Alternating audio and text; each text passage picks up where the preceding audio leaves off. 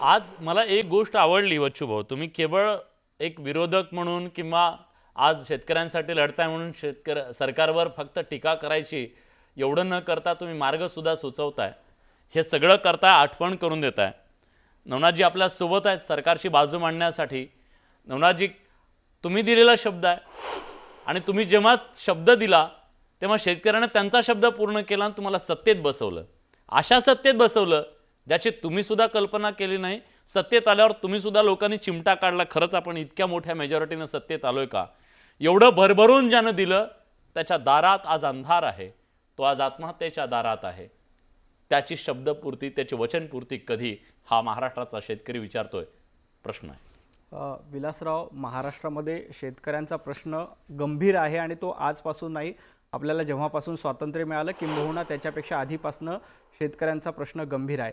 आणि या शेतकऱ्यांच्या गंभीर प्रश्नाकडे गांभीर्यानं आणि तो प्रश्न सोडवण्यासाठी सातत्यानं प्रयत्न कोण करत असेल तर देवेंद्रजी फडणवीस यांच्या नेतृत्वात भारतीय जनता पार्टी ही निश्चितपणे करते. शेतकरी कर्जमाफीचं आश्वासन भारतीय जनता पार्टीने निश्चित दिलं आणि ते आम्ही पूर्ण करणार आहोत. कुठलंही आश्वासन हे सरकारचं 5 वर्षासाठी असतं. लगेच पहिल्या वर्षी आश्वासन कुठलेही सरकार पूर्ण करू शकत नाही.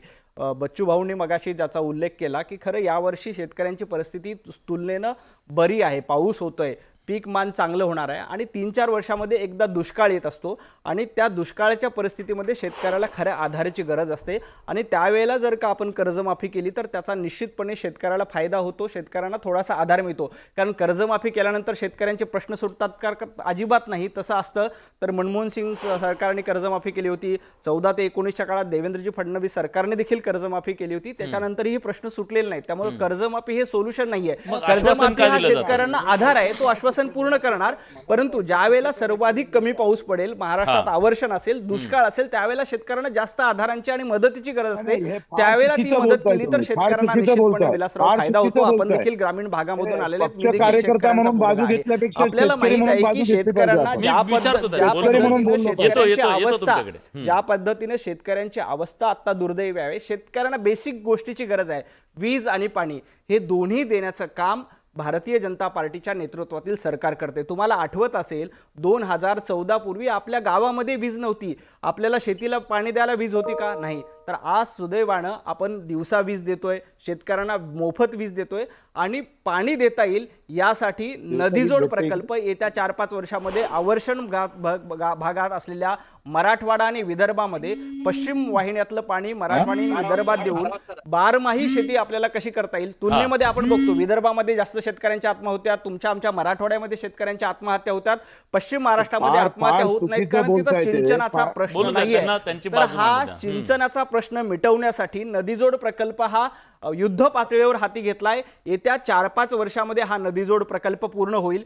त्यावेळी विदर्भ आणि मराठवाड्याच्या 5वीला पुजलेला दुष्काळ हा कायमचा नष्ट होईल. यासाठी शाश्वत अशा उपाययोजना देवेंद्रजींच्या नेतृत्वात केल्यात. याच्या आधी कुठल्याही सरकारनं, विलासराव प्रामाणिकपणे तुम्ही कबूल करा, याच्या आधी कुठल्याही सरकारनं एवढा पुढचा विचार केला होता का? केला नव्हता.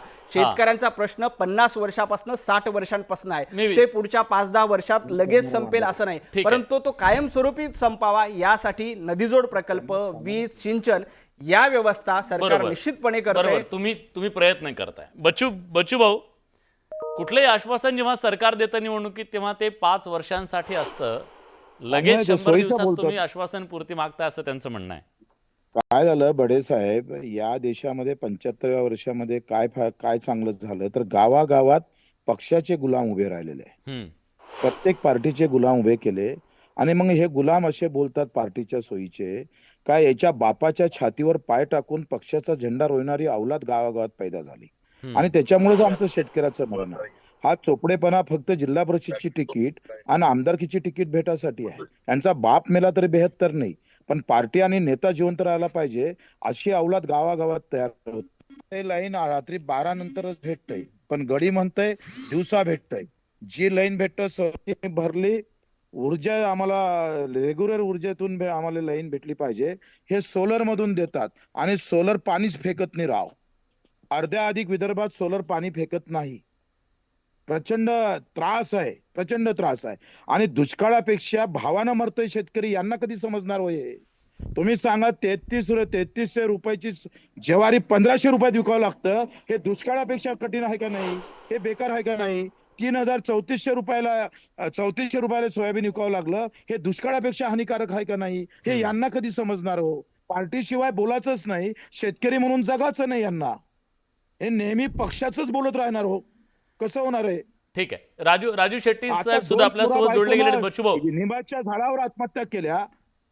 दोघे जण मरतय, उगाच मरतय ते. खरंय